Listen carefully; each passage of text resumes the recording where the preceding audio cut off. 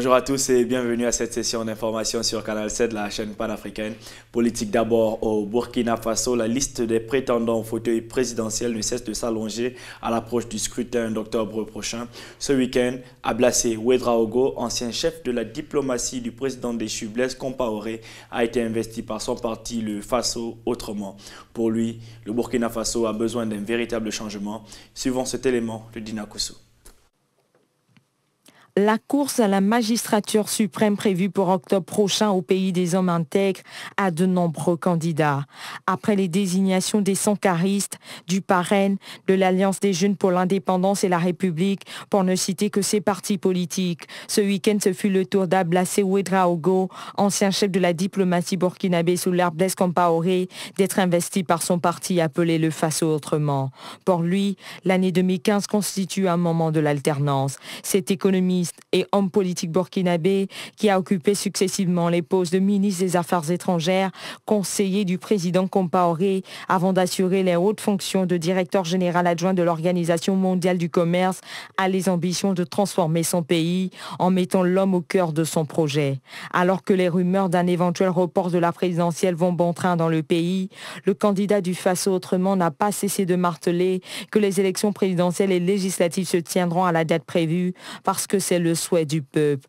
Ablassé Ouédraogo, qui se considère comme l'homme du consensus, le conciliateur et le rassembleur, a appelé à la mobilisation de tous les Burkinabés pour que les clés du palais présidentiel lui soient confiées au soir du 11 octobre 2015.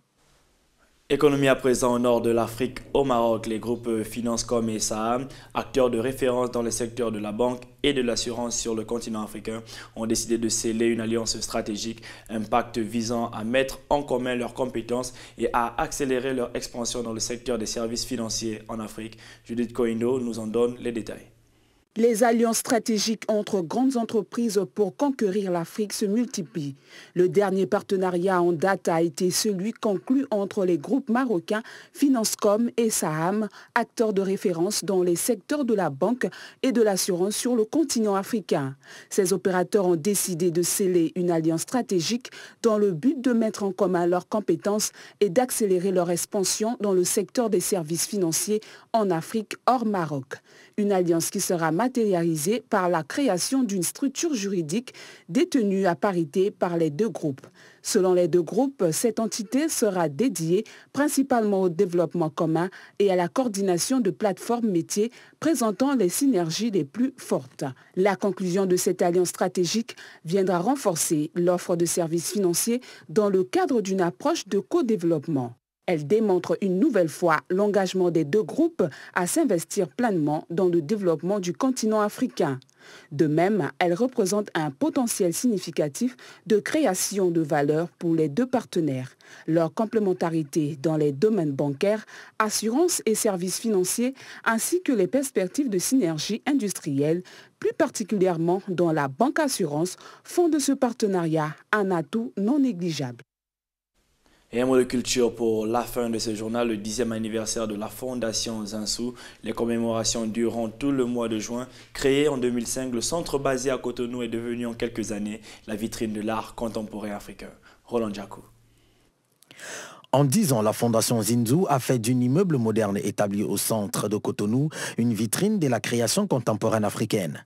4 millions de visiteurs et plus de 70 000 écoliers ont eu la possibilité de voir les œuvres d'art des stars internationales comme les photographes maliens Malik Sidibé et Seydou Keïta, en passant par le célèbre plasticien congolais Chéri Samba. Ce samedi 6 juin était donc célébré le 10e anniversaire de l'institution culturelle à but non lucratif portée sur les fonds baptismaux en 2005. Pas moins de 23 grandes expositions ont déjà eu lieu dans la capitale économique du Bénin, faisant de cette fondation une des plus importantes du continent. L'artiste Yoruba Romuald Azume présentera à Ré sa nouvelle exposition pendant ce mois de juin à l'occasion de la célébration de la décennie de l'existence de la fondation. Intransigeant et radicalement moderne, Romuald Azume avait inauguré cet espace en 2005. Marie-Cécile Zinsou, présidente de la fondation éponyme, se bat depuis 10 ans pour les enfants du pays et elle a mis des bus américains des années 1960 pour les transporter jusqu'aux bibliothèques qu'elle a créées pour accueillir ses gosses avides de connaissances. Pédagogie et art contemporain sont au menu des enfants à chaque exposition de peinture, de sculpture et bien d'autres œuvres d'art. Pour ce 10e anniversaire, la franco-béninoise Marie-Cécile Zinzou contribue à sortir la création africaine du rayon des denrées exotiques. Un héritage qu'elle et la Fondation comptent léguer à toute une génération. Merci à tous d'avoir suivi cette session d'information. Bonne suite des programmes sur Canal 7, la chaîne panafricaine.